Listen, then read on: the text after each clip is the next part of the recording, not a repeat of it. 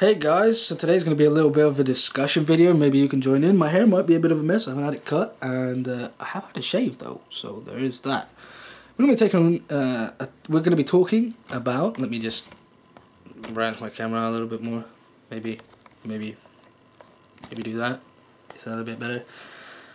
We're going to be talking about the Nintendo Switch. That's right, everyone else is talking about it, and while I don't like to jump on a bandwagon, I thought, hey, why not just give my point of view? Because everyone likes Nintendo, right? Well, not me. I absolutely sort of despise them a little bit. And this is for various reasons. Now, I do have a 3DS, and I do play Pokemon, and I do play Mario Kart, and I do play Animal Crossing, and I do like the fact that the 3DS is sweet to take around and move about easily, and it's also plugged into the wall most of the time due to its battery life, but hey. But now Nintendo are releasing a new console. I was sort of all up for that. I was hyped. I was like looking forward to this console. I thought, yes, Nintendo are finally going to realize what they've been doing wrong. They're going to hit the ball out of the park, and they're going to make something really awesome, and they're going to showcase some really awesome games, and Mario's going to look so good that I'm going to cream my pants. I honestly thought that would happen. But it just didn't. It just didn't happen. I watched part of the reveal, should I say, and I was less than impressed. Now, I was impressed with the device. First off, it looks cool. I like the idea. You can dock it, you can undock it, you can take it around with you, you can play games at 720p. But you can play games, and the games don't look, some don't look too bad, and you can take it around with you and play it whilst you're out and about.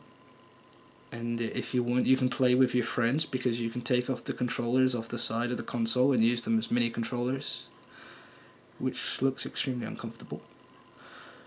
And you can do Nintendo stuff. Yes, so Nintendo stuff you can do online. You can play online, subscription based. Okay, that's cool, that's fine. I wasn't too bothered about that. You get one NES game a month for that month. Okay, that's interesting. And you can have a party chat now. Some people are stating it's through a phone app on your phone, not through the Switch itself. Interesting. And we get 2.5 hours of battery life. Oh wait, no, up to 6 hours, but that's for less demanding titles like, I don't know, Shovel Knight. So what do we get? Well, we get a £270 console. Yep, £270 console, which doesn't really do much than your average console can do. Which is to be expected, and it has motion controls, which is also to be expected thanks to Nintendo's issues with that side of things. Now, my dog is currently sat behind this camera, and she's going to make a noise in a minute because she's also a bit pissed about the Switch situation, but she's also a bit pissed that I'm doing a video. Anyhow, yeah, the Switch is one of those things. It's one of those things that makes you think, should I switch to the Switch or should I just keep it real? And you see, she doesn't like the Switch. Should I just keep it real and play with my console buddies on a console that's been out for a few years now and is already more powerful, has a bigger game library, and everything is awesome on? Should I just play on that? And the answer is yes, you should. You should not get a Switch. You shouldn't get a Switch, okay? And people will argue with me and say, yeah.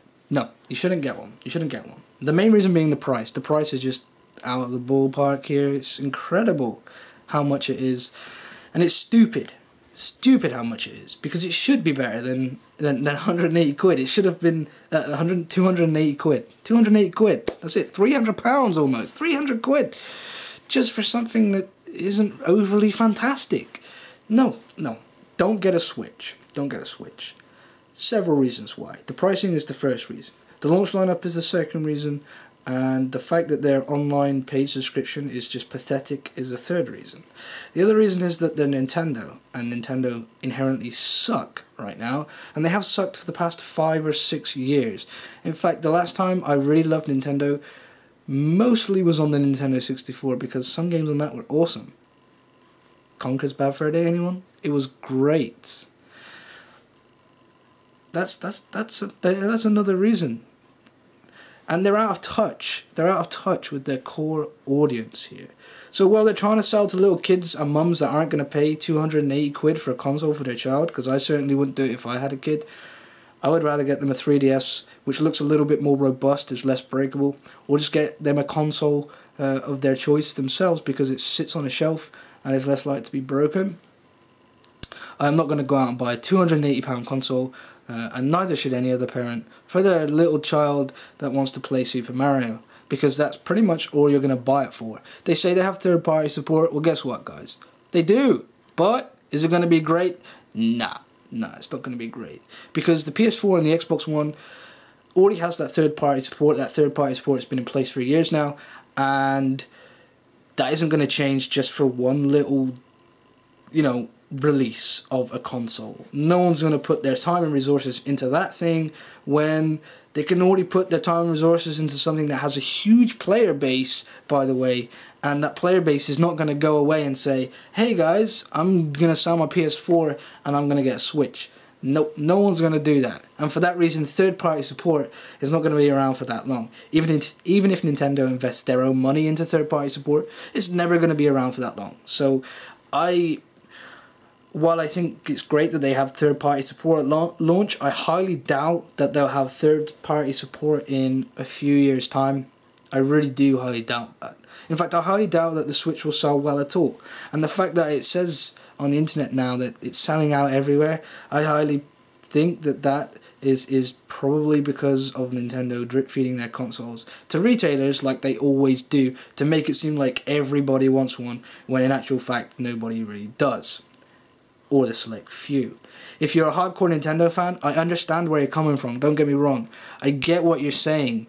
I get that you want this to be great, and I want it to be great, and I think that we all expected more than what we've got. Or maybe you didn't, maybe you expected something which is exactly what you got.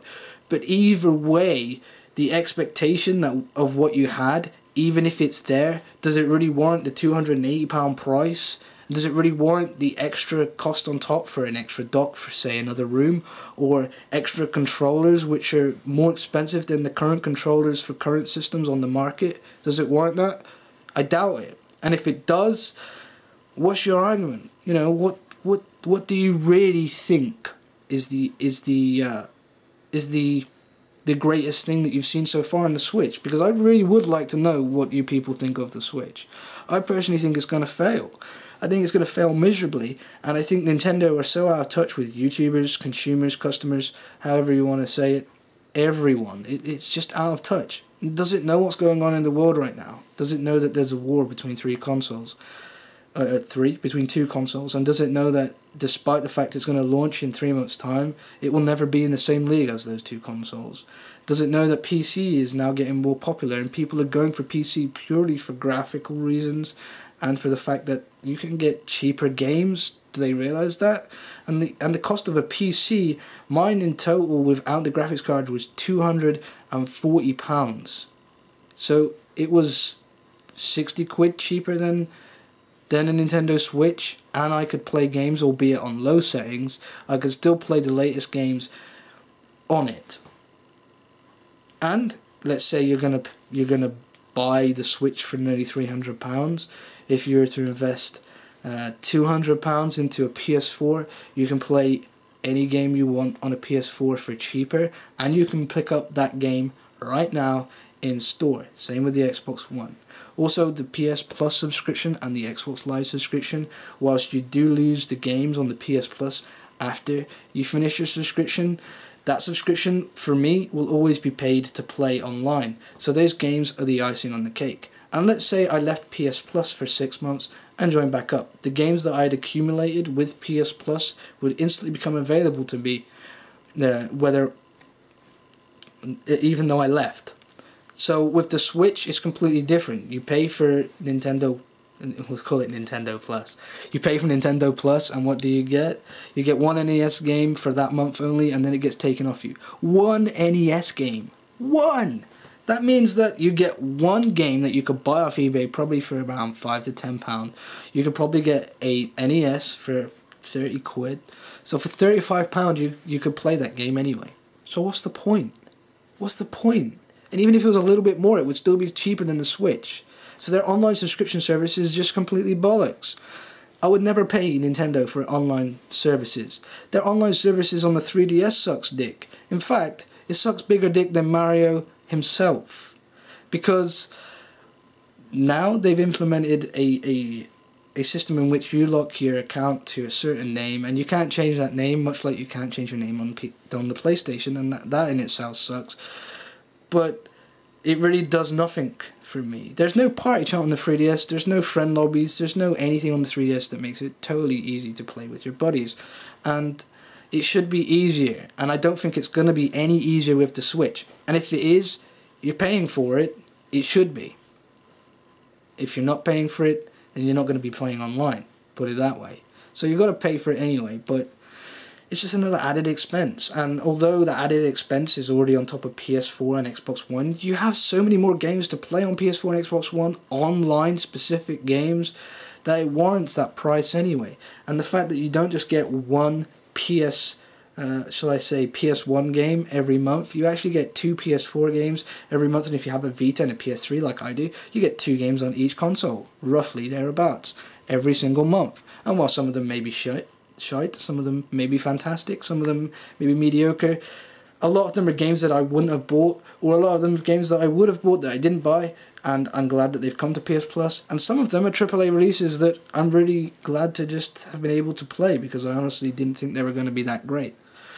So yeah, that's my reasoning on the whole thing. The Nintendo Switch sucks, and it will suck, and maybe a year or two later I will buy it, but I'm going to see what happens first, because personally I don't think it's going to be lasting a while.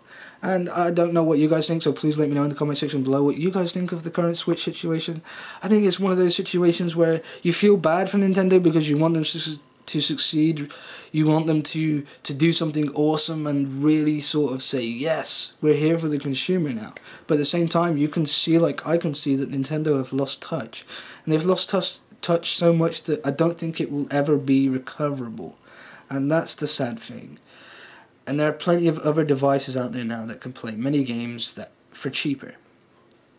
That's the main issue. They can play many games for cheaper. And while you may not be able to play your Mario, Zelda, or Metroid, which I enjoy, or your Animal Crossing or Pokemon games, those are 5 first-party titles that really I can do without.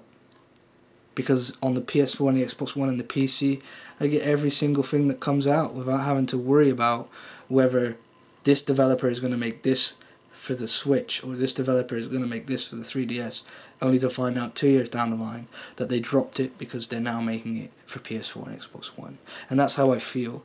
I could miss out on those first-party titles in order to get third-party titles, because third-party titles are important, and they do make a console good. Like, I enjoy playing third-party titles. While I do enjoy Uncharted 4 on PS4, and I enjoyed The Order 1886 on PS4, while I do enjoy some first-party titles, the third-party titles are key, and I don't think Nintendo is going to have that after a few years. So yeah, like I said, guys, if you enjoyed this video, hit the like button. If you don't like discussion videos, then that's fair enough. Hit the dislike button, and tell me down below that I'm a little bitch. But please let me know what you think of the whole situation on the Switch, because I think it's interesting. It's one of those things that is going to really rear its head in a few months' time. So yeah, let me know your thoughts below. Let me know if you're going to get one, if you are, as to why you're going to get one, and let me know what you think of the current situation with Nintendo and their twisted ideology on their console releases and their consoles in particular. So as always, guys, I shall see you soon. Cheers.